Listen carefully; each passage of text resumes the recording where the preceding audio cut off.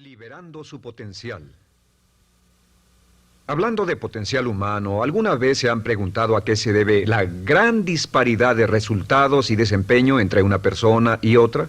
Una persona que percibe $250,000 anuales no es 10 veces más astuta ni mejor que una persona que percibe $25,000 anuales. ¿Por qué la diferencia de 10 veces sus ingresos? Y si tomamos a una persona que percibe $2,5 millones al año, ¿será esa persona 100 veces mejor, más astuta que la persona que gana $250,000? Imposible. En un estudio reciente de coeficiente intelectual probaron a 1,000 personas de una cierta población y llegaron a la conclusión de que la mejor persona entre los 1,000 solo era 2,5 veces más astuta que la persona de menor coeficiente intelectual. Solo 2,5 veces la disparidad, y tal vez eso sea con toda la población.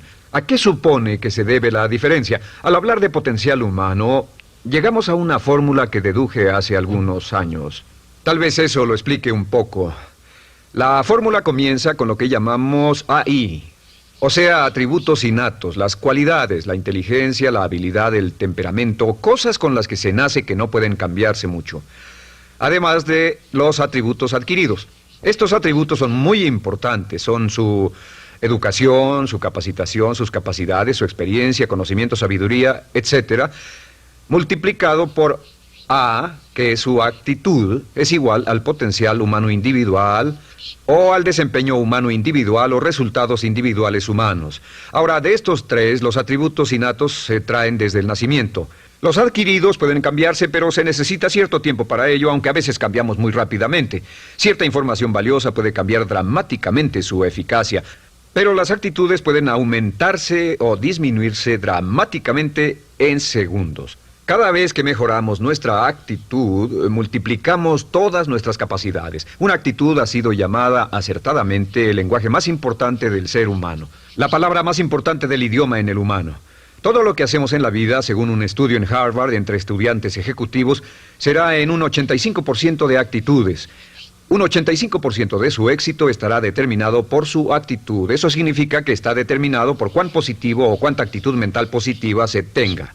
Las personas con actitudes mentales positivas tienden a avanzar más rápidamente, se mueven hacia la cima en organizaciones valiosas, ganan más dinero, sacan más satisfacción de la vida. Una actitud mental positiva no significa que baile por las calles y arroje flores. Solo significa que tome una actitud constructiva en general o se aproxime hacia su trabajo, su vida, sus problemas, relaciones, etc. Según el informe Cox de las empresas americanas, según la revista Success, un 85% o más de todo lo que se logra se debe a la actitud. Y la pregunta es, ¿de dónde vienen las actitudes? Las actitudes vienen de las expectativas.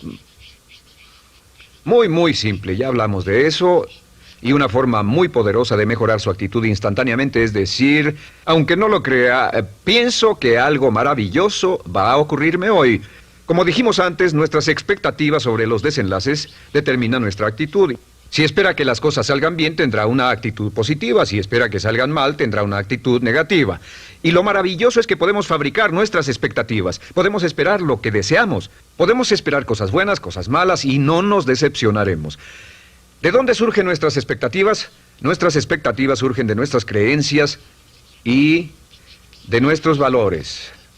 Son el centro de los factores motivacionales de nuestra personalidad, nuestras creencias, y esto nos conduce a un entendimiento del potencial humano. Significa básicamente que nuestra actitud es una expresión externa de lo que está ocurriendo internamente, y esto es consistente con las leyes mentales. Con respecto a las creencias, cada uno de nosotros tiene muchas creencias en el fondo que los psicólogos llaman los conceptos propios. El concepto propio, o su descubrimiento, es considerado por muchos como el logro único y más importante para comprender el desempeño humano en el siglo XX. Yo estoy de acuerdo. El concepto propio es como, si queremos usar una analogía militar, el centro de mando. O si queremos usar una analogía técnica, es el programa central de su computadora básica. Es un grupo de creencias, valores, actitudes, sentimientos, ideas, etcétera, almacenadas en el fondo de nosotros y son el resultado de casi todas las experiencias que hemos tenido en la vida. Y algunos investigadores dicen que el concepto propio comienza a formarse aún antes del nacimiento, pero el concepto propio, una vez colocado, Precede, predice y determina sus niveles de eficacia y desempeño en todas las áreas de nuestra vida. El concepto propio se convierte en el centro de mando o el programa maestro. El concepto propio de este grupo de creencias determina lo que dirá, lo que hará, cómo actuará, cómo se siente y reacciona, etc. ¿Qué significa esto? Significa que todas las mejoras en su vida externa, todos los cambios en su realidad comienzan con un cambio en su concepto propio. Les voy a explicar lo que significa. Esta es una gráfica muy simple. Hablamos de potencial humano y decimos que la persona promedio usa un 10% o menos de su potencial. Según investigaciones, tal vez es mucho menos. El Instituto Stanford Brain en Santa Clara, California, estima que tal vez se aproxime a un 2%. Seremos generosos y diremos que la persona promedio usa un 10%. Significa que en los mejores casos, la mayoría, como usted o yo, no usamos un 90% de nuestro potencial. Uno de los mejores filósofos, Oliver Wendell Holmes, dice que la tragedia de la persona promedio es que llegan a la tumba con su música aún por dentro. Aún están funcionando con mucho menos de su potencial total. Y esto es el potencial humano. Sabemos que existe una relación directa entre el potencial humano y el concepto propio. Pero como nuestros conceptos propios o nuestras estimaciones de nosotros mismos generalmente son mucho menores de lo que debieran ser, nuestro nivel de desempeño y eficacia también es menor. Sabemos que nuestro concepto propio es altamente subjetivo. ¿Qué significa esto? Significa que el concepto propio, lo que pensamos que es cierto sobre nosotros mismos, no está basado en la realidad, está basado en información que hemos tomado y aceptado como cierto, hasta el grado en que creemos lo que sea de nosotros mismos y se vuelve cierto para nosotros porque actuamos de una forma consistente con ello. Algunas personas que leen sus horóscopos y creen en horóscopos predicen su futuro. Hay algunas personas que toman la crítica y las opiniones de otros a quienes ni siquiera respetan y hacen suyas esas ideas, dando un resultado muy negativo. Lo que piense, lo que acepte como cierto, se vuelve cierto para usted. También sabemos que como adultos tenemos una variedad de conceptos propios. Tenemos un concepto propio de cómo vestirnos, cuánto pesamos, lo que comemos, lo bien que podemos hablar en público, qué tipo de padres somos, qué tipo de hijos somos con nuestros padres, qué tipo de esposo o esposa somos, qué tipo de amante, de conductor. Lo interesante de manejar es que todos los hombres tienen un concepto muy positivo con respecto a esto. Las mujeres no entienden esto, pero los hombres nacen con un genio inherente para manejar. Todos los hombres son choferes excelentes. Si no lo creen, todo lo que tienen que hacer las mujeres que están viendo esto es pensar en la última vez que trataron de corregir la forma de conducir de un hombre y recordarán que no obtuvieron buenas respuestas. ¿Cómo respondemos ante alguien que desafía nuestro concepto propio, sugiriendo que no somos las personas que pensamos ser? Estamos a la defensiva, nos enfadamos, nos irritamos, es difícil que nos traten. Tenemos un concepto propio de lo creativos que somos, lo inteligentes, lo rápido que leemos, lo bueno que somos en los deportes, y si practicamos una gran variedad de ellos, tenemos un concepto propio para cada uno de ellos. Tenemos un concepto propio de lo bien que cocinamos, de lo bien que educamos a nuestros hijos, de lo bien que limpiamos nuestra casa, los autos que manejamos, etc. Y también de lo que valemos por lo que ganamos. Es muy interesante saber que nunca ganamos más del 10% de nuestro concepto propio en ingresos. Nuestro concepto propio determina nuestro nivel de ingresos. Este nivel de concepto propio se llama zona de confort. Y aunque querramos más dinero, veremos que la tendencia humana natural de todas las actitudes es luchar por lograr entrar a la zona de confort y luego quedarnos ahí. Si ganamos un 10% por encima de nuestro concepto propio de ingresos, tendremos una necesidad imperante de deshacernos de ese dinero. Lo donaremos, lo gastaremos en forma extravagante y hasta lo perderemos si recibimos demasiado. Las personas que ganan la lotería siempre están quebradas a los 2 o 3 años. Queman el dinero porque ese dinero está más allá de su concepto propio. Si gana 10% o menos de su nivel de concepto propio, se descubrirá luchando, trabajará más duro, más tiempo, pensará en forma más creativa, buscará diferentes formas para aumentar sus ingresos o sus segundos ingresos. La única forma de mejorar cualquier parte de su vida, incluyendo sus ingresos, es aumentando el nivel del concepto propio de sus ingresos, comenzando a pensar en usted como si estuviera ganando más dinero. Si quiere bajar de peso, la única forma en que podrá lograrlo es pensando en que está delgado. Piense en usted mismo como una persona más delgada. Si quiere volverse una persona más popular, más amorosa, más feliz o más sana, comience a pensar una y otra vez en esas cosas hasta que se vuelvan parte de su nuevo concepto propio. Hablaremos de eso más adelante. Es una parte esencial de la programación de su mente hacia el éxito. Su concepto propio global está determinado por el promedio de sus conceptos propios en las áreas que considere importantes.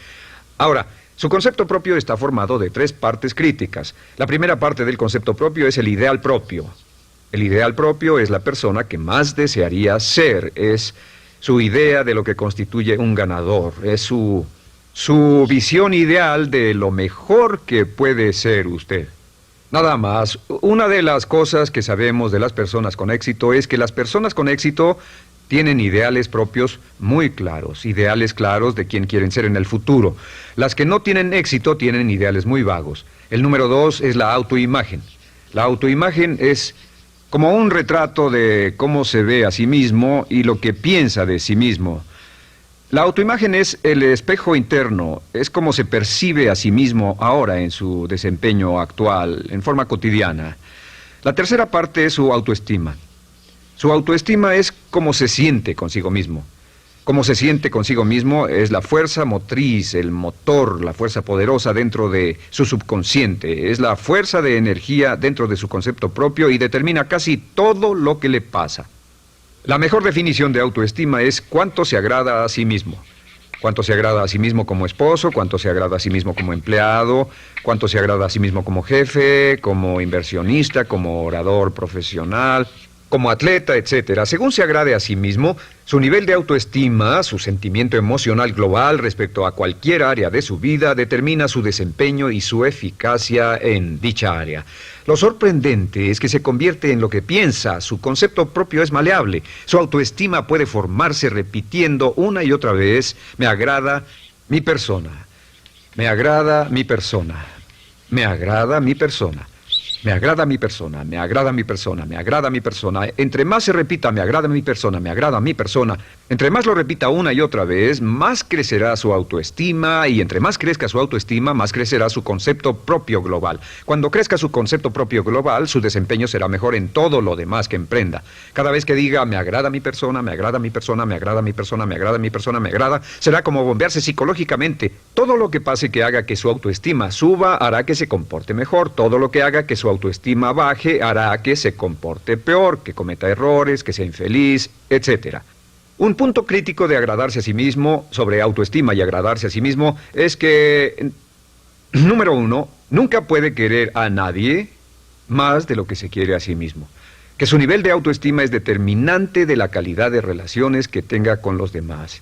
Y número 2, es que nunca puede esperar que nadie más lo quiera o respete más de lo que se respeta a sí mismo.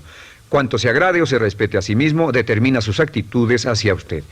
Todas las escuelas de psicología actualmente están de acuerdo en el hecho de que depende de lo que usted realmente se quiera y se respete a sí mismo como un ser humano valioso e importante, tiene efecto sobre todo lo que le pase. Cuánto se agrade a sí mismo y lo que puede hacer es mejorar su autoestima diciendo me agrada mi persona, me agrada mi persona, me agrada mi persona, me agrada mi persona. Y esto nos lleva a la pregunta, ¿de dónde viene el concepto de autoestima? Y descubrimos que el concepto propio es maleable, puesto que no nace con este concepto propio, no nace con ninguna idea sobre sí mismo, no nace con autoimagen ni autoestima, nace en cierto modo como potencial propio. Es la mejor forma de plantearlo. La persona promedio llega al mundo como potencial puro. Y no tiene el concepto propio de que todo lo que es ahora, todo sentimiento que tiene, toda actitud o valor, tuvo que aprenderlo en el transcurso de su vida. También sabemos que el niño llega al mundo con una necesidad imperante de amor y contacto. Y como una gran cantidad de investigaciones lo indican, necesitamos mucho amor y contacto durante toda nuestra vida, pero en especial durante nuestros años de formación, porque de niños aprendemos quiénes somos, cuánto valemos, si somos importantes, inteligentes, amorosos, chistosos. Todo esto lo aprendemos por la forma en que nuestros padres nos tratan. Si nuestros padres, nuestros parientes, tíos o tías, en especial nuestros padres, nos tratan como si fuéramos realmente importantes, crecemos pensando que somos realmente importantes, pero si nuestros padres no lo hacen, pasa algo más. Sabemos que los primeros años de vida son los más importantes para el desarrollo del concepto propio, que un niño comienza a partir de cero. El niño nace sin saber quién es él o ella. Son sumamente valiosos el primero, segundo, tercero, cuarto y quinto años de vida. Algunos psicólogos pensaban que eran los 5 primeros años, pero ahora dicen que son los 3 primeros años. En sus 3 primeros años de vida el niño aprende quién es y dicen que si se les da suficiente cantidad y buena calidad de amor en los 3 a 5 primeros años, los prepara usted de por vida. Los coloca en una base sólida de autoestima y confianza en sí mismos, valor e importancia realmente. Existe una relación directa entre la calidad y la cantidad de amor y el desarrollo de una personalidad sana.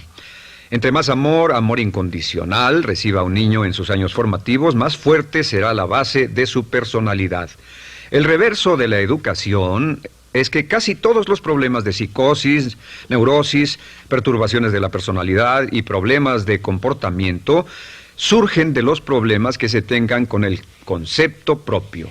Ahora observemos a los adultos. Aquí está nuestra personalidad adulta. Si nos observamos, podemos llegar a reparar nuestras bases, por así decirlo, repitiéndonos una y otra vez: me agrada mi persona, me agrada mi persona, me agrada mi persona, y llevamos ese concreto reparador hacia la base de nuestra personalidad. Los niños necesitan el amor como las rosas necesitan la lluvia. Los niños que carecen de amor a menudo mueren por escasez de amor. Es una enfermedad llamada marisma. Ahora, ¿qué más sabemos sobre los niños? Sabemos que los niños llegan al mundo con dos atributos notables. El primero es que no sienten temor. Los niños nacen sin temores. No temen a nada excepto a caerse y a los ruidos fuertes. Y esto se expresa en sus actitudes: yo puedo. Los niños llegan al mundo pensando que pueden hacer cualquier cosa, y quien haya criado a un niño hasta la edad de 3, 4 o 5 años sabe que debe pasar esos primeros años evitando que se maten, porque son como pilotos japoneses, porque no le tienen miedo a nada. Su segundo atributo es que llegan al mundo totalmente espontáneos. Dicen lo que quieren, hacen lo que quieren, son totalmente desinhibidos. Totalmente. Ellos no temen hacer nada de lo que desean, y esto se expresa en su actitud: no quiero. No tengo que hacerlo. Si ha tratado de controlar a un niño, lo habrá visto. Lo primero que dicen cuando comienza a darle órdenes, lo primero que aprenden es: no tengo que hacerlo. Claro, a veces cambiamos sus mentes de una u otra forma, pero estos son los dos atributos con los que los niños llegan al mundo. Llegan al mundo sin temores y desinhibidos. ¿Qué significa esto? Significa que nuestro derecho innato natural es no ser temerosos y ser desinhibidos. Y solo cuando podemos crear la misma situación en nuestra vida adulta, cuando no tememos y somos desinhibidos, nos sentimos a gusto con nosotros mismos. Las mejores organizaciones, las mejores compañías son las que crean un ambiente donde nos sentimos sin temores y sin reservas para ser nosotros mismos y para hacer lo mejor de nosotros. Al crecer descubrimos que los niños aprenden de dos maneras. La primera es por imitación. Imitan a uno o a ambos padres, en especial al padre dominante. Algunas veces el padre dominante cambiará cuando crezca el niño, y a veces los niños imitan al padre, a veces a la madre, pero aprenden por imitación. Muchas características y hábitos que tenemos como adultos los aprendimos de nuestros padres. ¿Alguna vez ha tenido la ocasión de gritarle o reñirle a uno de sus hijos? Verá que le dice las mismas cosas que le dijo su padre a usted cuando era niño. Así que imitamos. A veces imitamos su caminar, a veces su forma de hablar, a veces imitamos sus valores, sus creencias, etcétera, aunque esos valores y esas creencias no tengan ningún valor. ¿Por qué? Porque nuestros padres eran así cuando nosotros éramos niños. La segunda forma en que aprendemos es pasando de la incomodidad, lo que no se siente bien, hacia la comodidad. Freud llamó a esto el principio del placer. O sea que nos movemos hacia aquello que nos hace sentir cómodos, lo que nos da placer, lo que nos hace sentir bien con nosotros. Nos movemos de la incomodidad hacia la comodidad. Así es como aprendemos a no mojar el pañal, por ejemplo. Sabemos que no es agradable caminar con popó o pipí en nuestros pañales. Vemos lo que hacen nuestros padres, vemos lo que nuestros parientes hacen y decimos: estas personas no hacen lo que yo. Así aprendemos a caminar y lo demás. Así que de la incomodidad hacia la comodidad. Durante toda nuestra vida, por cierto, así es como aprendemos. Imitamos leyendo lo que otras personas hacen, estudiando libros y en el trabajo, imitamos cuando vamos a la escuela, y hacemos lo que nos da resultados positivos, lo que nos da refuerzos positivos, y hacemos cada vez menos las cosas que nos causan incomodidad o dolor. Ahora, muy temprano en la vida, como equivocación o como resultado de una equivocación que los padres cometen en la crianza, los niños comienzan a aprender hábitos y patrones negativos. Los patrones y hábitos negativos tienen sus raíces principalmente en la crítica destructiva. La crítica destructiva comienza muy temprano en la vida, a veces en los primeros meses. Y la crítica destructiva la usan los padres para dirigir y controlar a sus hijos. Desafortunadamente, tiene un efecto muy peligroso y dañino sobre nosotros, ya que la crítica destructiva tiende a minar la integridad de la personalidad del niño. Muchos de nosotros, incluyéndome a mí y a muchos de ustedes, nos hemos visto minados y heridos por la crítica destructiva más que todas las guerras en la historia. Ahora, como resultado de la crítica destructiva, comenzamos a desarrollar hábitos y patrones negativos. Los patrones de hábitos negativos son respuestas condicionadas hacia los estímulos. Los patrones de hábitos negativos se desarrollan en los inicios de la vida. Se desarrollan como resultado de una repetición del temor y el dolor una y otra vez. Se desarrollan como resultado de la crítica destructiva, el castigo físico, etc. En los inicios de la vida comenzamos a desarrollar dos manifestaciones que nos persiguen durante toda nuestra vida y más que ninguna otra cosa inhiben nuestro potencial. La primera es la llamada patrón de hábito negativo inhibido. El patrón de hábito negativo inhibido se aprende cuando al niño le dicen una y otra vez no. Aléjate de ahí, no toques eso, y se le castiga. Cuando el niño intenta algo nuevo, o se involucra con algo, o huele algo, o derrama algo, o rompe algo accidentalmente, el padre estalla y se enfada mucho. Como ven, el niño está impulsado por la curiosidad insaciable de explorar su mundo. Y lo que pasa es que cuando lo explora o se interesa y echa a perder algo, si el padre reacciona golpeando al niño, el niño comienza a pensar cada vez que intento algo nuevo, cada vez que intento algo diferente, cada vez que voy más allá de mis límites, cada vez que me salgo de mi zona de comodidad, cada vez que no juego sanamente, me golpean, me castigan, me lastiman, me envían a mi alcoba y me siento mal. Y muy pronto el niño desarrolla el sentimiento de no puedo, no puedo. No puedo. Cada vez que trato algo diferente, me castigan. No puedo, no puedo, no puedo.